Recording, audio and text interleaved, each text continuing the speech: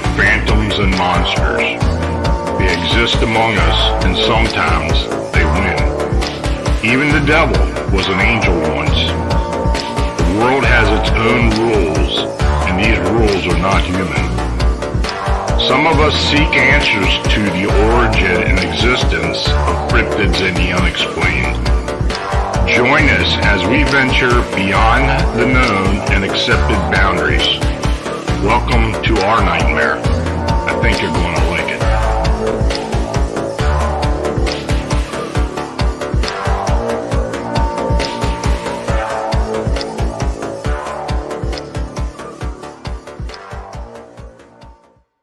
Hey folks, good evening and welcome to another episode of Phantoms and Monsters Radio, where we explore the strange and the unexplained. I'm your host, Lon Strickler. Thanks for joining us. If you enjoy our content, then please subscribe, like, and share our presentations. And please feel free to comment.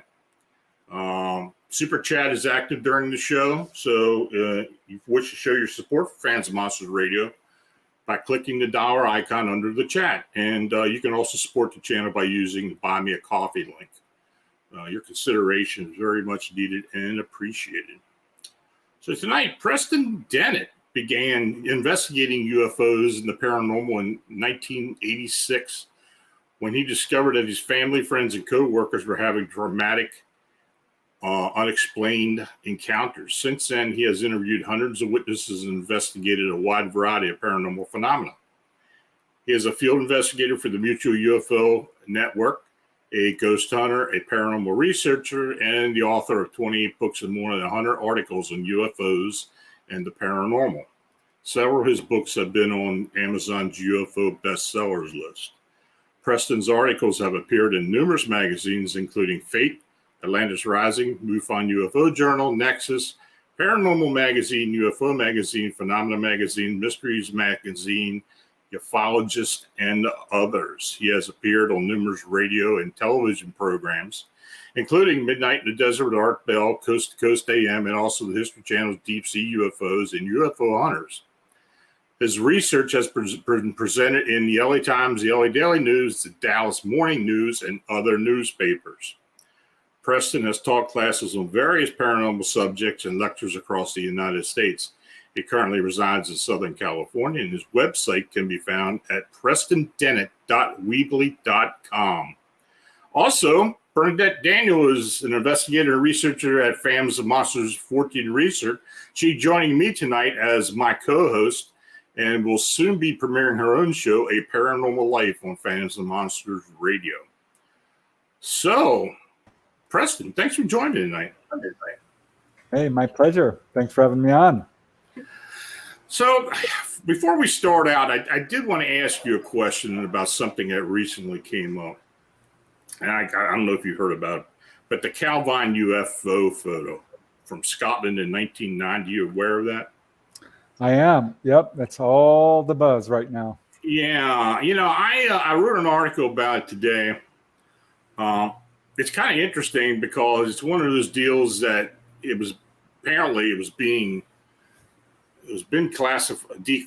been classified, and the British Ministry of Defense had been holding it away from the public eye, but somehow it got leaked. Do you know the whole story behind that? No, I don't. I can't say I know the whole story now. Yeah, it's an interesting photograph. I mean, it looks like maybe what people consider a regular saucer type craft. But the fact that it was taken in 1990, been held out of the public eye for all that period of time, then it was actually leaked somehow.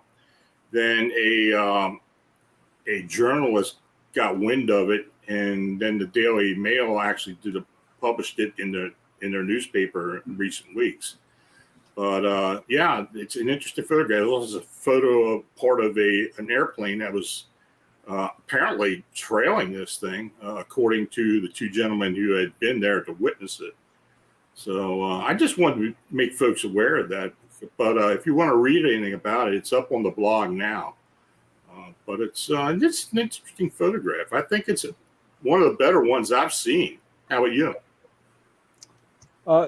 Yeah. I know. I wish I was a photographic analyst, so I could give more of a educated response on it. It's certainly interesting. My first thought was, it's got kind of a pointy bottom, pointy top, which I don't normally see. Yeah. Yeah. It looks very level. That's kind of unusual. There's a few things that make me wonder about it. I showed it to a few contactees, including Dolly Safran of my latest book, Symmetry. She's like, I'm not so sure about this one. So Well, I don't know. I know there's some involvement with the U.S. government on this to some degree, from what I heard. But I tend to believe it may be actually man-made. Who knows? Yeah, that was kind of my first thought. Yeah. But I don't know. I really couldn't tell you for sure. It's got a weird texture to it. A lot of the UFOs are much more silverish or shiny or glowing. Mm-hmm. And on the right side of it, what is that? It almost looks like a propeller, kind of. It's very weird on that side. Yeah. You notice that? I was looking at that. Yeah, it wasn't spinning or anything. It was just hovering, basically still hovering, and there wasn't any sound coming from it until later on when it ascended into the sky and disappeared. So I don't know. Yeah, what I would like is a nice long witness statement, because these days photographs are just not that useful unless you have someone who's willing to stand behind them, sign an affidavit. If there's multiple eyewitnesses, we need more information, I think, to really make a good judgment on this. Yeah. But I know there are a lot of great photographs out there that are being withheld by all our governments across the planet, which is quite a shame. It is. The recent congressional hearings where they showed a little, looks almost like a balloon. And they're kind of saying this is some of the best evidence that we have. And I'm like, that's flat out not true. They've got gun camera footage. There's supposedly a film at Edwards Air Force Base where a craft landed. So astronaut Gordon Cooper developed the film. He saw it. I'd like to see that. Right. Well, maybe one day. I don't know. The whole classified process, as far as with UFOs, and quite frankly, I don't even know how much of Project Blue Book is still under lock and key. I don't know. Project Sign, that as well. So. Yeah, Project Blue Book. Don't get me started. What a disaster. Well, I know. Yeah, I know. My old man used to work down in Huntsville when he was at the Air Force, and he was kind of like tight-lipped about a lot of that stuff. But of course, NASA used to be located there back in the 50s, and when Project Blue Book started. But I don't know. He really never came forward with much of the information. Yeah, Project Blue Book does have some good cases. I mean, there was quite a few they never were able to identify. I think the only one involving humanoids was the Socorro landing in New Mexico with Lonnie Zamora. But it's my understanding that the very best cases bypassed Blue Book and went straight to the Air Technical Intelligence Command. Mm-hmm. And they really, according to Hynek and lots of Blue Book insiders and those who've studied it, they really put a big effort on dismissing cases that looked unknown and cases that were obviously prosaic, Venus or a balloon, got a lot of attention. There was a really good example that Hynek talked about of a landing in Nevada where it was, this guy was a great witness. He had just finished flight school in the Army or the Air Force rather. And they spent all their time trying to figure out if he was mentally unbalanced and this sort of thing, instead of focusing on what he actually saw. It was a whitewash. Yeah. Well, of course, you've written about a lot of different cases. So hopefully you brought some to tell us tonight. I did, yeah. This is the cover of my latest book, Symmetry. I'm super excited about it. I've interviewed a lot of people who've had contact. And this is the story of Dolly Safran, a lifelong contactee, who does not need hypnosis to remember her encounters, like many people do, has no fear of her encounters, and has had literally, I mean, since she was, 10 months old, all the way to the current day, has had encounters, been taken on board. It's easily the most extensive case of contact I've ever had the privilege of researching. As far as abductees and such, what? I not going back too far, but more recently, what type of scenarios are more prevalent now, as opposed to being taken aboard a ship and being put on a table and this and this and that? I mean, have the whole aspect of these encounters changed much over the years? I mean, that you've noticed? Not a whole lot. I think from very early on, the pattern of contact was fairly well established. I think it was what's his name? Thomas Bullard was the first to really analyze some 300 cases. And he said basically it follows the same pattern. A person is usually, when they're taken on board, physically examined. That's the most common thing people report. That's certainly true in my files. So we see a lot of that, the physical exam. But beyond that, he talked about how people are given a tour of the craft.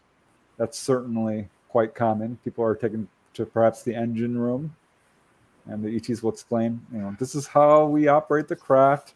It's usually along the lines of electromagnetism, that sort of things, the magnetic fields of our planet. Equally common is people being taken up to the control room, the helm. Certainly, Dolly Safran described that in detail with her experiences. And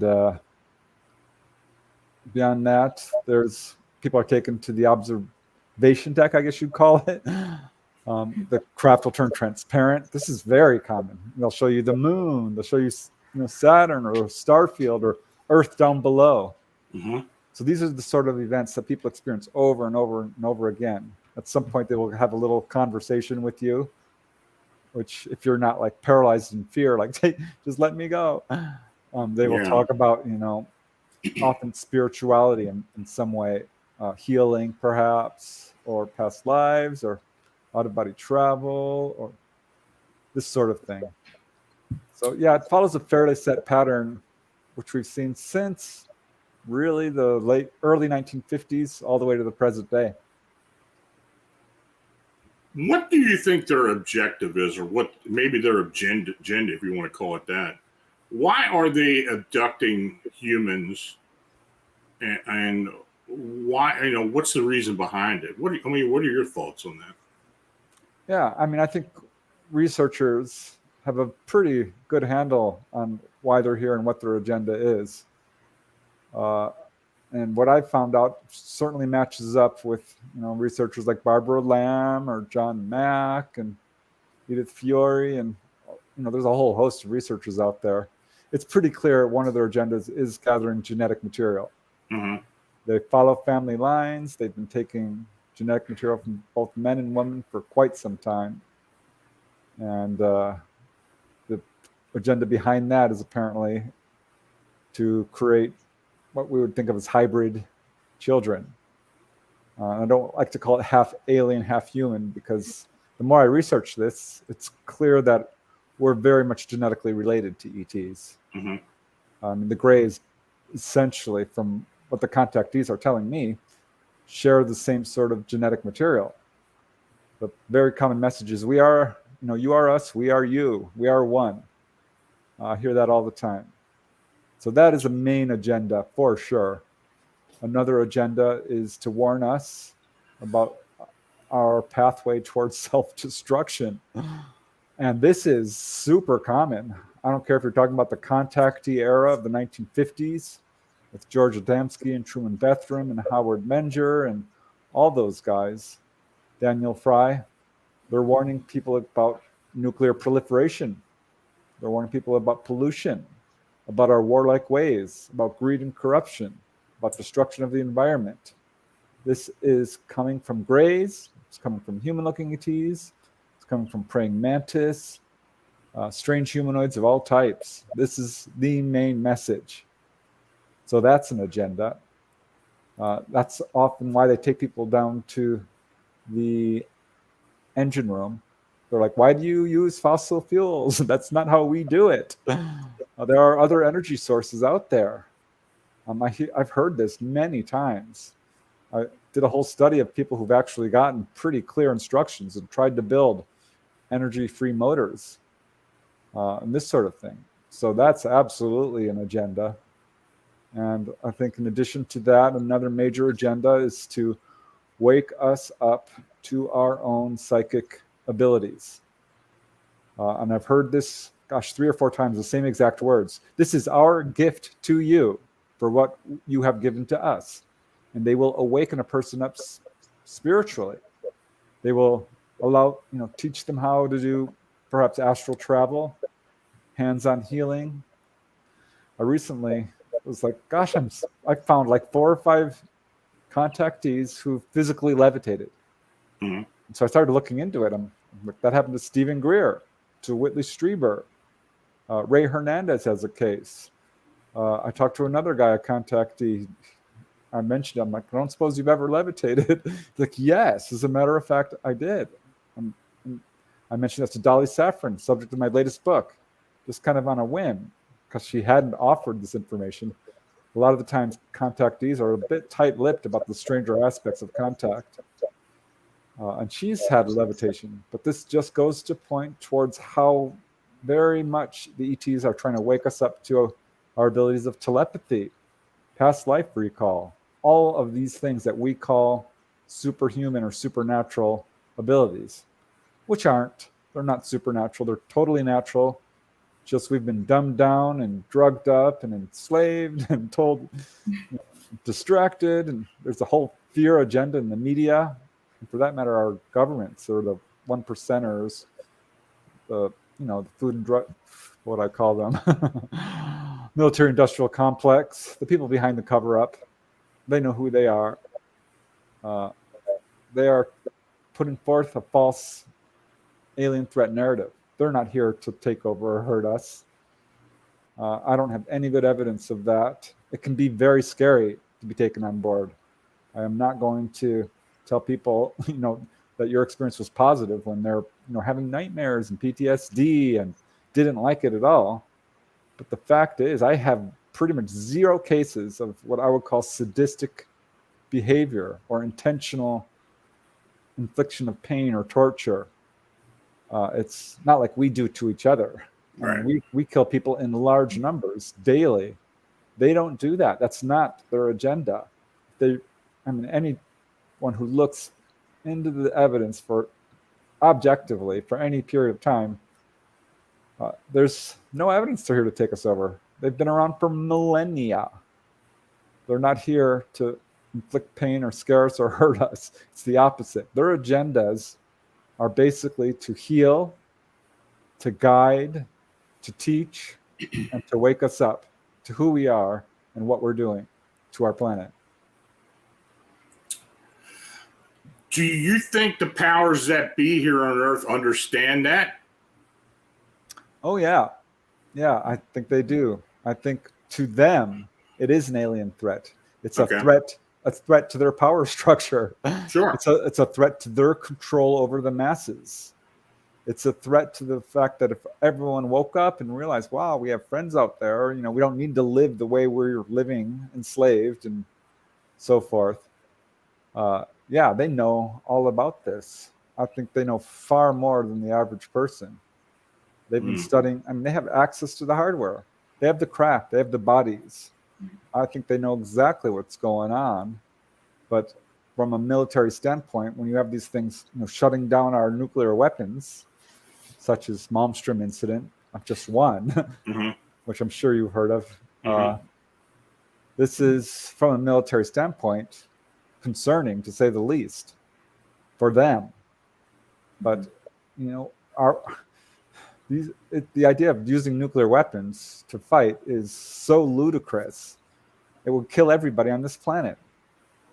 So this is not a threat. This is them trying to say, what are you doing? It's a threat to, the military-industrial complex, the secret government, who is unable to control this phenomena, unable to stop them from landing, unable to stop them from contacting people and trying to wake them up. So in that perspective, I can see why they're upset about it and covering it up, because it will take away their money and power and control. And that's all they want. Well, So go ahead, Bernadette. So I have a question for you, Preston. Are you Yeah. seeing more people who are having conscious experiences versus screen memories, or are they equal? Oof. Yeah. That's a difficult question to answer, because I would say that people who have missing time, as a general rule, do have conscious memories of waking up and see grays or what have you in their bedroom. And then we'll have missing time and don't perhaps remember being taken on board, but will sort of have dream recall or flashbacks or screen memories. But yeah, I think there is definitely an increase in people's waking up to the fact that they are having contact for a couple of reasons. One is that this subject is going mainstream. People are now hearing it on the news. I mean, Congress is talking about it. And the Pentagon said, oh gosh, there's something to this. I think that was the best result of this whole quote. I'll put that in huge air quotes. Disclosure was that it started to get some people to question. And another factor that we have going on here is contact is widespread. It is not nearly as rare as you might think. You're much more likely to be taken on board than, say, struck by lightning or die of bee sting or bit by a shark or murdered. It's about 1 in 40, perhaps. This was a quote by J.L. Hynek. I did a whole survey of all the researchers when I heard that quote, because I'm like, no way. Are you kidding me? 1 in 40? I know someone. I would know someone who's been taken on board. Yeah. And it got me to ask everyone. And sure enough, I knew like 4 or 5 people in my little circle of family, friends, and coworkers. And it was just a year later, the Roper polling organization did a poll on this and found 1 in 50. So this is another reason why I think people are becoming far more conscious of what's going on. We know what the signs of contact are now. If you've had a close-up UFO sighting, that is a huge red flag. I mean, within a couple of 100 feet, 1,000 feet, if you had multiple sightings, if you've had unexplained scars on your body, if you've had, orbs of light, if you suffer from fear of intruders and are putting locks on your door, and if you have tinnitus, there's a whole list of little things that you can look towards, pointing towards contact. And these are becoming more well-known. So people are starting to really question things like, well, gosh, I had things coming into my room when I was a little child.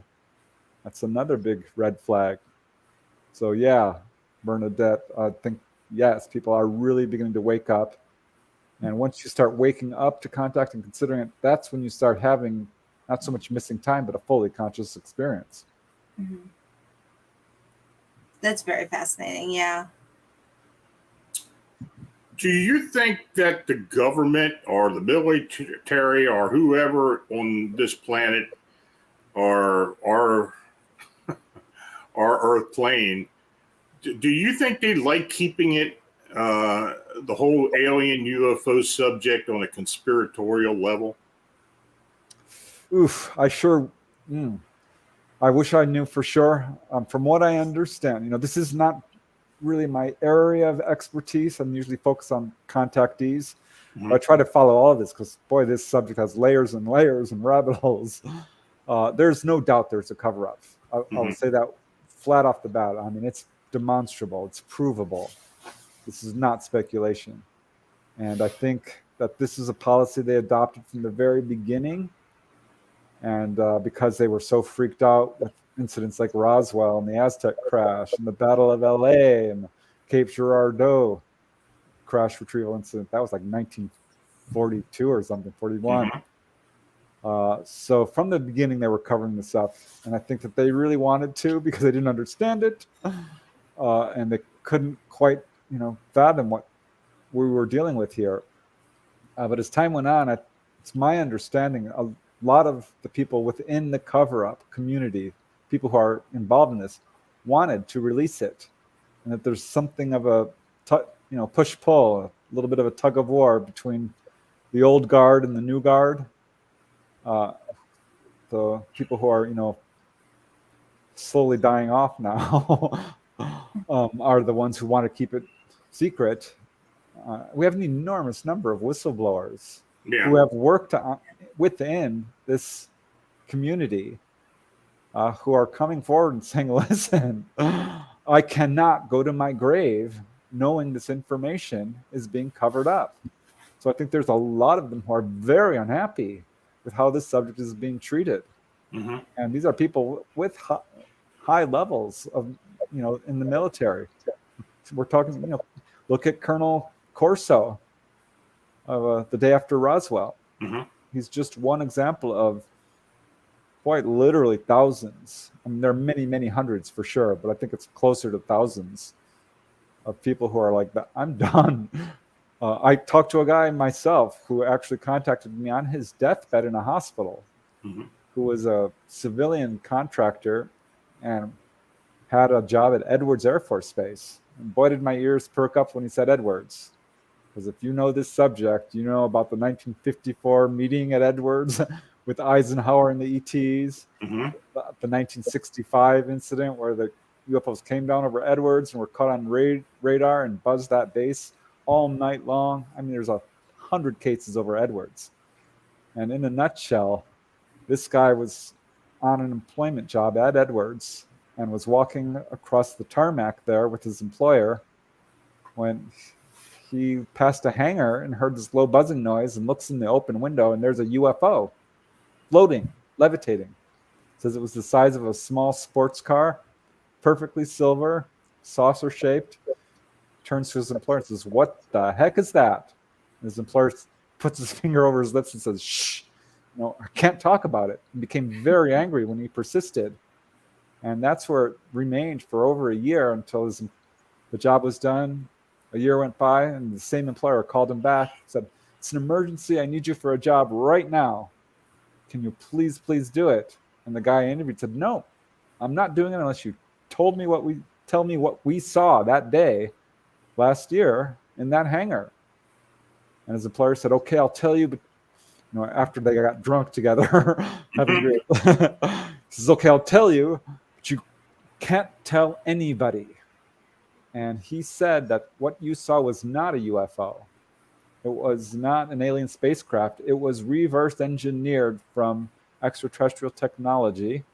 It was a craft that used the concept of or a device like counter-rotating magnetic fields, which created a magnetic field outside the craft, which would propel it in the desired direction. So that's just one cover-up story. I talked to a guy who was involved in the Malmstrom incident.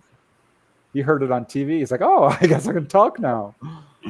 He's also very elderly, Mel Henson. So a lot of these guys are, literally on their way out. Say, "I'm not taking this to my grave. People need to know." Yeah, I think there's a lot of people within the cover-up who are not happy. Yeah. Do you get frustrated by some of the, and I talk about conspiratorial parts of the ufology and aliens and such, and like people who claim to be part or super soldiers or part of the secret space program and that type of thing? Does it frustrate you as a researcher and investigator that this type of, and I think a lot of it's nonsense, but does it frustrate you when you hear a lot of this that just is so much conjecture and nothing that can be proved? Oh, to no end. Yeah. It's very frustrating. If you go on, Facebook and on these Facebook groups, there's an enormous amount of CGI. And look, there's an alien running across Mars. I'm like, wait a second. Yeah. You cannot be a super soldier on Mars. If you know anything about science, study Mars. You'll see it has no magnetic field. You cannot live there. It's impossible. You will be fried by gamma radiation. So, I'm not going to name names, but there's some researchers and contactees out there. I'm like, what are you talking about? Where's the evidence? I have never heard anything like this from the people I'm talking to. I don't know. I can't say that there's not something to some of this, because I know we are flying some of these craft around. It's clear we have reverse engineered some of this. The TR-3B is pretty much accepted within the UFO community that we have some of this technology and are flying it around. So that's very concerning. And remember Gary McKinnon? He's the guy from England, I think, who hacked into NASA. That I thought was probably legit. I can't say for sure, but he found some files which point towards government programs with this. Right. So I think, it's just a logical extension that our government would be pursuing these avenues intently and intensely. So I'm sure there's something to it, but we know, because there have been whistleblowers who've come out and said it, whether it's William Moore or Richard Doty or what have you, who have fed disinformation and misinformation to UFO researchers, flat out. There's a strong campaign. You got to remember, our secret government has unlimited funds.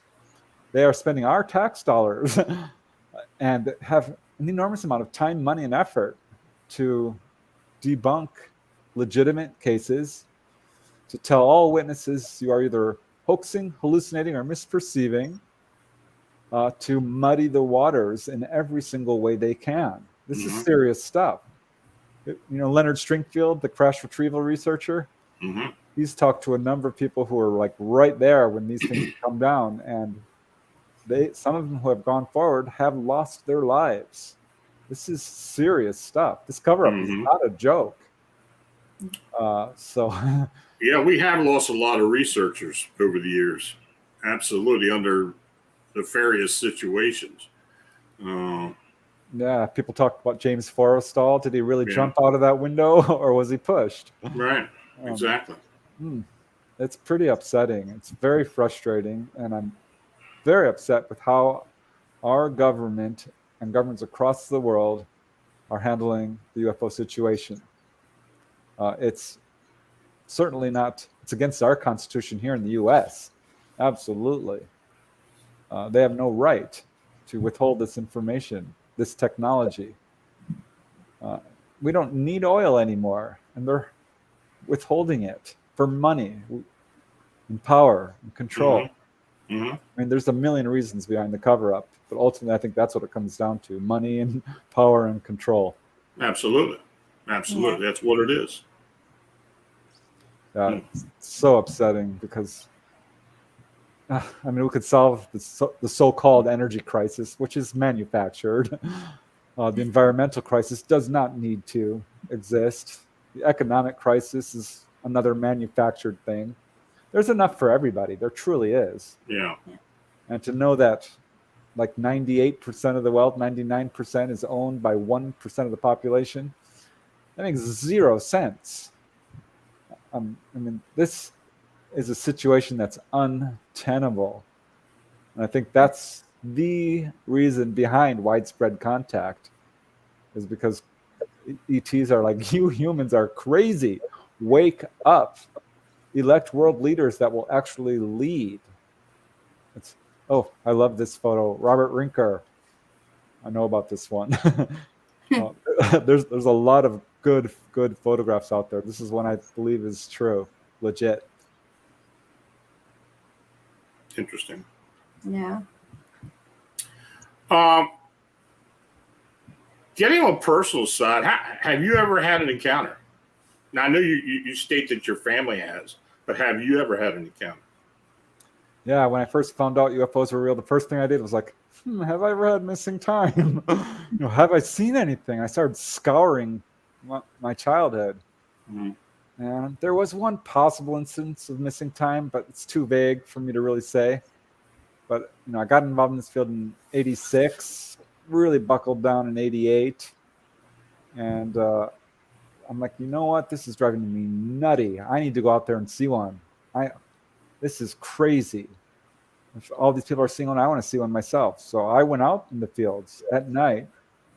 Whenever anyone said they saw one, I'm like, can I come over? Can I camp outside your house? I'll be in the backyard. I won't bother you. And I started to have sightings. 1992 was my big year. And I think the real first major encounter was missing time, for sure. I was driving home. This is July 1992. I'll never forget it. And I just left my brother's house. My brother had seen a UFO, my sister-in-law who saw aliens. And it was literally like 3 minutes from the house. This is in Woodland Hills, California. And this orb dropped down out of the sky. My first thought, it's a bird. Well, I'm like, gosh, it's late at night and it's glowing. I'm like, well, it's a firecracker. Because I'm thinking, well, it's late July. But it wasn't a firecracker. This thing dropped down in front of my windshield. It was like a golf ball, a little bigger. And about far away as I am from the computer now, and hovered there and looked at me and kind of went back and forth, and shot straight up. And the weirdest thing is I completely forgot it. I did not remember the sighting. I don't remember driving home. I remember nothing. So I, a few months later, remembered it. I think I had missing time. I'm pretty darn sure of it because I would have turned around. But that's when I had another sighting a few months later, again with my brother Mark and his wife Christy up in Crater Lake, where we blinked a flashlight at this object and it blinked back twice. It's crazy. I joined CSETI a month later with Stephen Greer. We went out that night and had a sighting. I could not believe it. And had a number of sightings that year, and it just kind of snowballed from there. So yeah, I've definitely had some crazy close-up encounters. So do you think that there was something that made it that year for you to have all those experiences? Like, in all your research, how do you think that they pick who they're going to abduct or who they're going to let see them? Yeah, that drove me crazy for a while. At some point after I had a big enough database, I'm like, let's look. Let's see if I can find any patterns. Because it was evenly divided between men and women. It was not anything to do with religion or race. Not race. Let me say ancestry, because we're all one race. Right. And it's not, whether you're white or black or Asian or what have you, Latino and so forth. What wasn't education? It's not blood type. I started asking, are you Rh negative? No. Yes. Some don't know their blood type. I couldn't find any darn patterns for the longest time.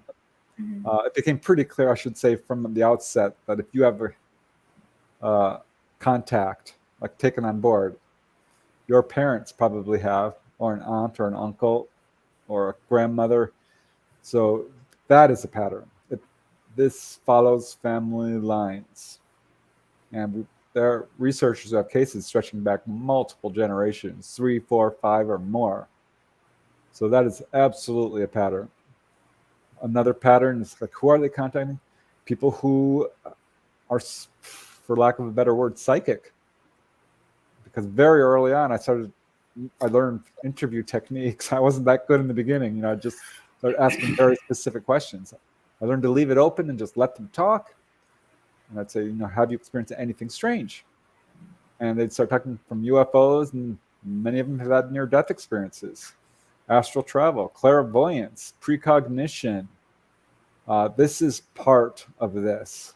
As a general rule, contactees have a higher psychic awareness. It's not unusual for them to be mediums. It's not unusual for them to experience an entire range of psychic phenomena. So that's a pattern. And another pattern, I really focused on UFO healing cases at one point. That was my first book. I found 100 cases. I couldn't believe it. Like, why is no one talking about this? And I recently put out another book, The Healing Power of UFOs, because I have now like 300 documented cases. I'm like, why are these people being healed? Why not me? I could use a healing. I know a lot of people out there have asked me, why aren't they healing me? So I started looking at these cases, and I found half of the people who are being healed are generational contactees. Mm-hmm. It's not where you live. The cases stretch back 100 years. What I found was shocking, actually. I remember I was interviewing this lady from Norway. She had her back healed and of chronic back pain from an injury. And I'm like, so do you have a history of contact? She's like, no. I'd never seen a UFO. She had grays come into her bedroom, flip her around like a rag doll, put an instrument on her back, heal her, and walk out. It scared the living daylights out of her. They wouldn't answer any questions or anything, just healed her. She's like, why me? I'm like, well, have you had any other unusual experiences? She had a few paranormal, but nothing off the charts. And I'm like, well, what do you do for a living? She's like, well, I'm an artist. I'm a graphic artist. I'm retired now. And please don't use my name, because I'm actually really well known in my country, in my area, Norway, as a human rights activist and animal rights.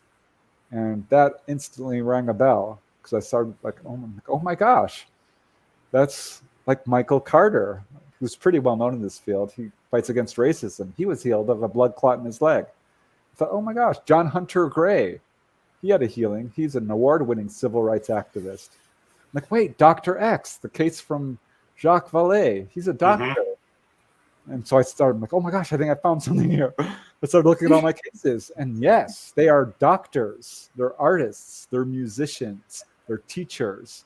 They are human rights activists, they're animal rights activists, they're environmentalists.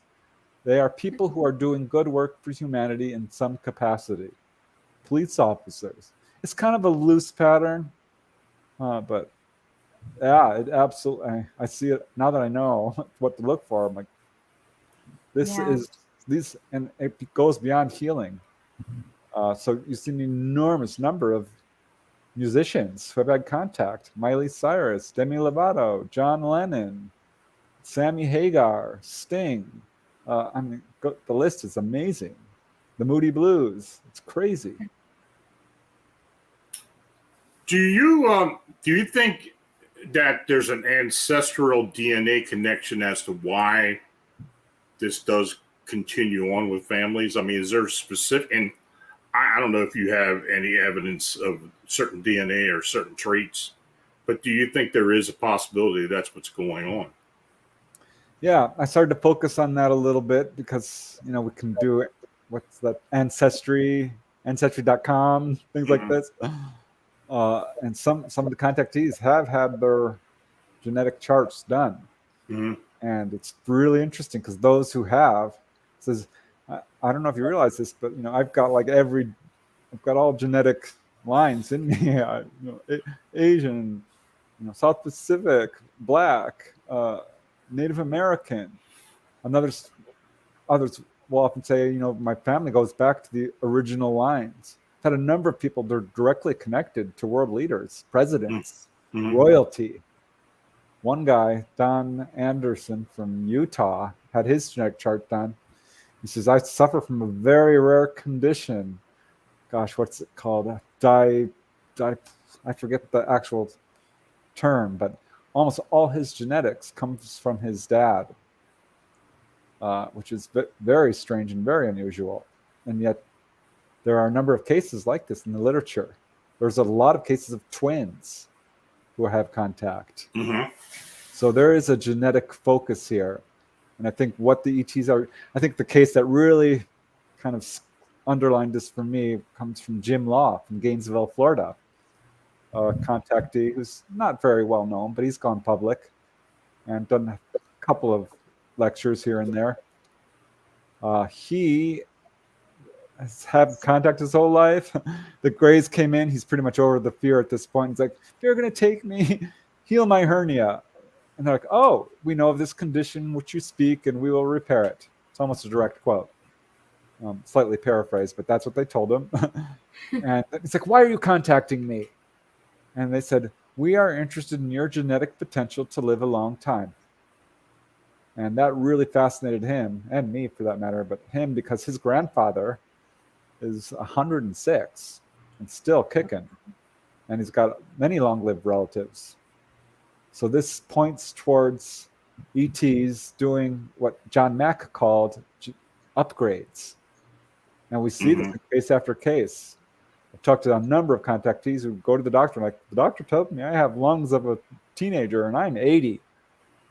And some of them are very long lived and enjoy excellent health and don't get colds and don't suffer from all the diseases.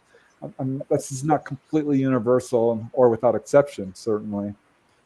But there are enough cases where I think they are absolutely following genetic lines of people who have tendencies to, help humanity, who are kind of shakers and doers in society, people who are profoundly psychic, people who have good, healthy genes. So they're really trying to save the best genetic stock of humanity, because our magnetic fields are in trouble right now. If you look at the whole CMEs, coronal mass ejections, and the weakening of our magnetic field of our planet, we're having some real problems. So this could be one of the reasons why they're here in such large numbers, is to just make sure that they're saving the best of our genes. I think that is definitely the main agenda behind the collection of genetic material and the following of certain family lines. Nancy Malcolm asked an interesting question that's tied to this. Is there a tie to royal blood in the ETs? Yeah, I think there possibly is. I think that this is one of the reasons we see with royal families so obsessed with keeping their genetic lines pure, because they believe that somewhere down the line they're directly related to all this, to the ETs. And yeah, I have had a number of contactees. My sister-in-law found out that she is apparently related to some royalty in the Philippines. And I'm like, wow, you're a Filipino princess. She's like, no, shut up. And yeah, I do see this in contactees. So I am not quite sure what to make of it, because contact is widespread. But the fact is, if you look at the human race in general, we are terrifically inbred. Scientists have realized that we came from a very small group of people, genetic stock. So it's kind of, to some extent, we are all very much related to each other. So I don't want to make too much of it. But yeah, there's definitely some sort of connection there. We got another question from Michael Kennedy. Do you think, and this is directly to you, Preston, do you think the work of Jeremy Corbell and George Knapp in the aspect of non-disclosure released whistleblowers will actually break open government disclosure? Yeah, huge shout out to Michael. Hi, Michael. Gosh, I hope so. I am a bit jaded, to be honest, because I've been in this field for some 35 years. Well, you and me both. I'm I'm one of those people that, it's just like, I'll believe it when I see it. Yeah, but we have had steps towards disclosure. That was earth shaking. I'm like, wow, they actually used the word extraterrestrial. I couldn't believe it. You could tell it hurt them to say it. Yeah. And they won't, they're like, maybe it's Russian technology. Maybe it's our technology. I'm like, wait, aren't you the head of the Defense Department? You should know if it's us. So I think what we're looking at is a situation where the cover-up has been a disastrous failure. It really has. It hasn't worked. It's an open conspiracy. Most people, the majority of Americans, believe our government is hiding UFO information. And they are. It's demonstrable. We know this because of the Freedom of Information Act. And with the number of whistleblowers coming out, and it's impossible to cover this up anymore. And that is, I think, the main driver behind the disclosure movement. I highly doubt our secret government is like, let's do the right thing and disclose. They're doing it for their benefit, not ours. They're doing it. I agree. I think there's a limitation as to where they're going to come forward on this stuff. Yeah, I don't think we're going to get full disclosure voluntarily. I'll underline that, from our governments. I think it could happen in a major event where there is someone who has an ethical bone in their body, just says, I'm done. We need a sitting world leader to say, this is real. And we don't have that. Often, they'll say it after they're out of office, and that's not so useful. I mean, it helps, but at some point, yeah, I think disclosure will happen. And I think the people who are working hard on this are heroes, and the progress we're making is awesome. But I don't think we're going to get the truth ever. They've lied. They're lied.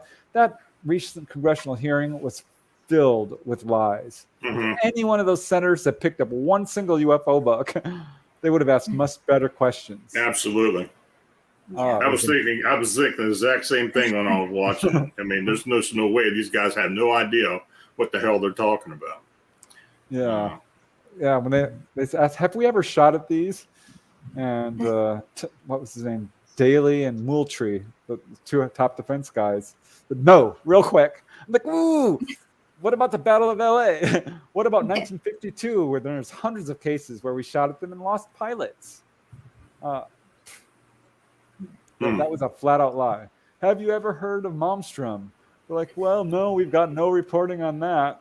And I mean, on the other side, they might not think people are ready either. They might fear panic and, just everything collapsing, if you think about it, because they want to control everything. And if they give disclosure, what control does the government have then? Yeah, I personally don't think that society would collapse. Yeah, there's going to be some really upset people. If you're an ultra skeptic, and I was, by the way, it hurt me mentally. I mean, this was not an easy transition period, finding out UFOs were real. I was upset. I felt scandalized. Yeah, it's going to upset people. If you're a fundamentalist religious, if you believe this is demonic, this is going to be hard for you. But we've dealt with, the nuclear threat. We've dealt with pandemics. We've dealt with famines. We've dealt with tsunamis. And I mean, we could easily handle this. I don't think people would panic. I know I'm ready. Right. And one thing people often point to is like, oh, what about the Orson Welles, broadcast where people did panic? Like, hold on a second. That was a radio program. That was a horror movie. It was very well done. It was designed to cause fear.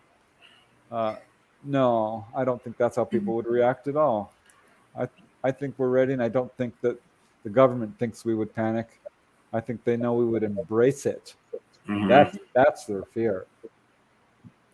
Yeah, but if too many people start embracing it, then more questions start to develop.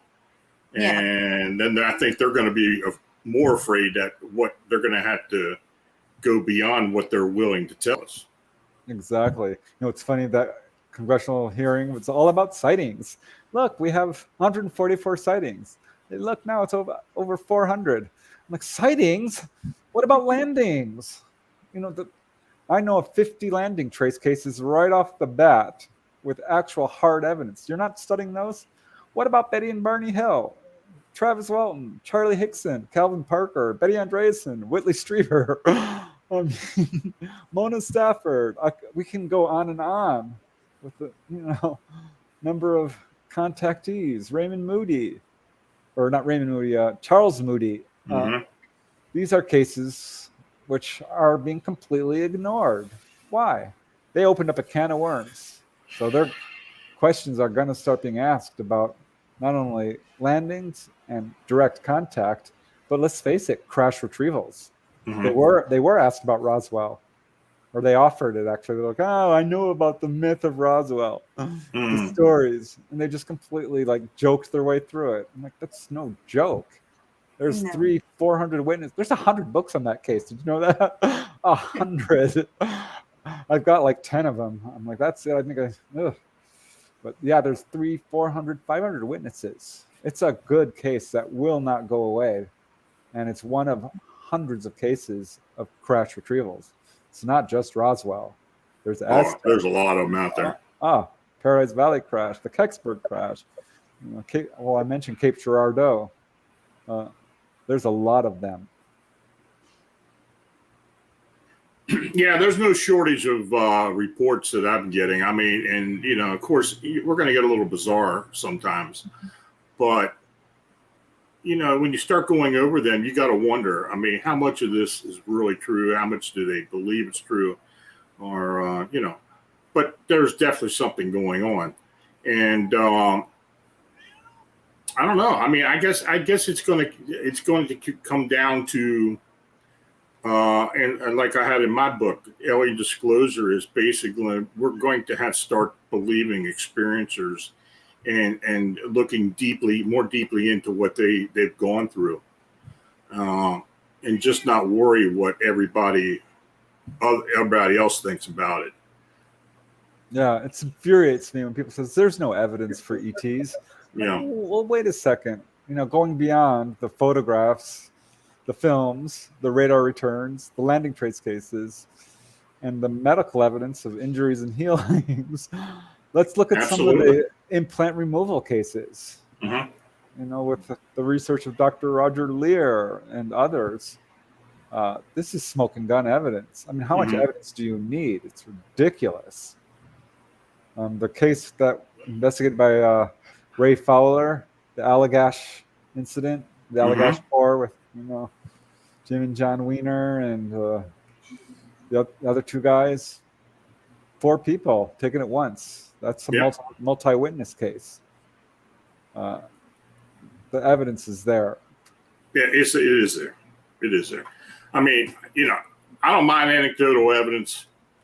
That's always the complaint you get. Well, if they don't see it, it's not there, or they don't have a photograph, it's not there. Well, you can just tell by the way people explain or describe what they've gone through that if you've been doing this for any amount of time, you understand what they're telling you is true, or at least they believe it's true. But it's nothing that they've imagined. Right. If there's a skeptic out there listening, and I doubt there is, because most people who would tune into this, are finally looking, but I'm sure there are skeptics, right? I dare you. My challenge to a skeptic is pick up a UFO book. Actually look at the evidence. I dare you to ask everyone in your family, your friends, and your coworkers, dollars to donuts, you have a contactee that the evidence is, it's amazed me is when I started talking to people. I remember the first one that just kind of knocked me over in my family was my sister-in-law, who started to describe a gray ET. And this was well before, Bud Hopkins' books came out. And she started describing this typical gray. And like she says, pale skin, I'm in a jumpsuit, and all this, the details we now know so well. And of course she did. She described it to a T. I'm like, can you draw it for me? She drew a gray. And now, having interviewed hundreds of people, there's a lot of little details. I remember I talked to a Navy medic, Kevin Kamen, and I asked him, he was taken on board. He saw praying mantis type ETs. I'm like, how big was the room you were in? And it kind of gave me this look like, how am I going to explain this to him? He says, I don't know how to tell you this, but the room changed size. And I'm like, oh, really? Because this is something I've heard. This is not super. Well, back then it wasn't well known. And I think still, even to this day, it's not that well known. He said the room actually expanded in size at one point. I talked to one guy. He actually asked the ET, he's like, how big is this thing? And he says, this was the only time the gray laughed. It laughed, and he said, the gray told him, it's as big as we need it to be. And there's the case of Carl Higdon, the hunter from Wyoming. Really famous case. He comes upon a landed UFO and a humanoid who takes him on board. The UFO he saw was about 10, 20 feet across. He goes inside. It's huge. It's much bigger on the inside than the outside. That's exactly what Charles Moody, an Air Force officer, said. Another great witness. These are not slouches who are seeing this stuff. Leonard Stringfield, the crash retrieval guy, had a case where a guy was taken to photograph a UFO. And he filmed it photographed it from the outside. He's a photographic expert. And he said it was 30 feet across, 20 to 30 feet across. I said, okay, we'd like you to go inside and photograph it. And he walked inside, and he immediately stepped outside to take another look because he said it was bigger than a gymnasium on the inside. You could not throw a rock and hit the other wall. Immediately went out and made sure that, yeah, it's 30 feet across and 100 feet wide inside. Mm-hmm.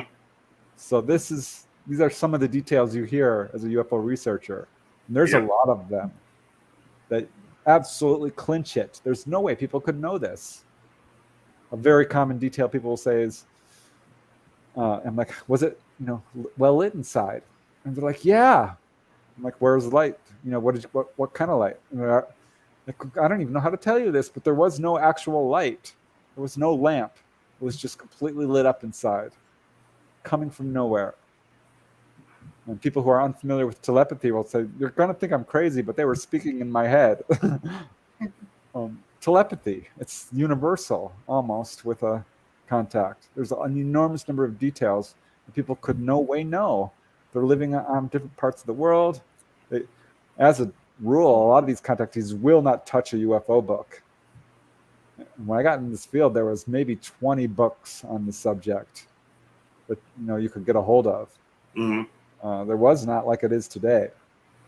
So it's absolutely very good evidence in terms of corroboration.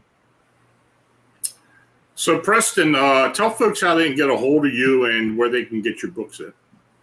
Oh, thanks. I appreciate that, Lon. I do have a website, PRESTONDENNETT.weebly.com. I think if you just punch my name on the internet, it should take you there. But you can certainly contact me through my website and take a look at my books and excerpts and stuff.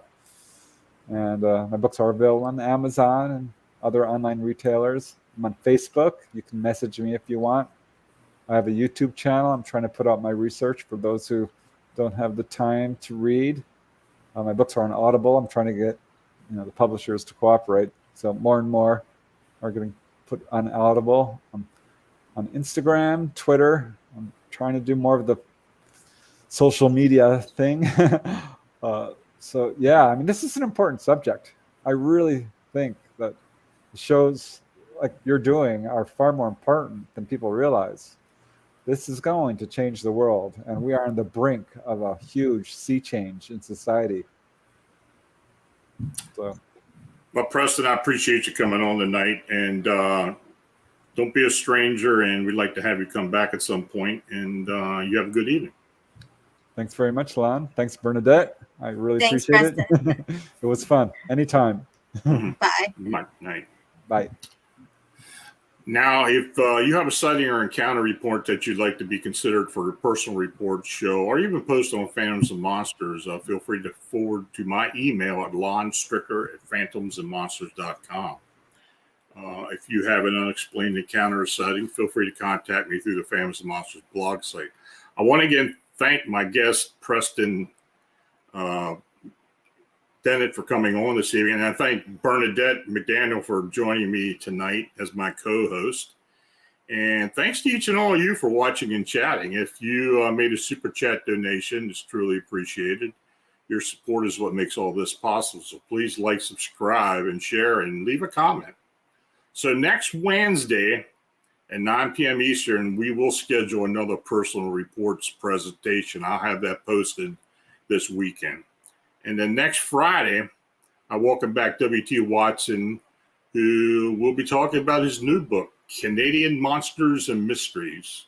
Make sure you tune in for this interesting conversation, and hope to see you in the chat. So until next week, stay healthy and have a safe and enjoyable weekend. Good night.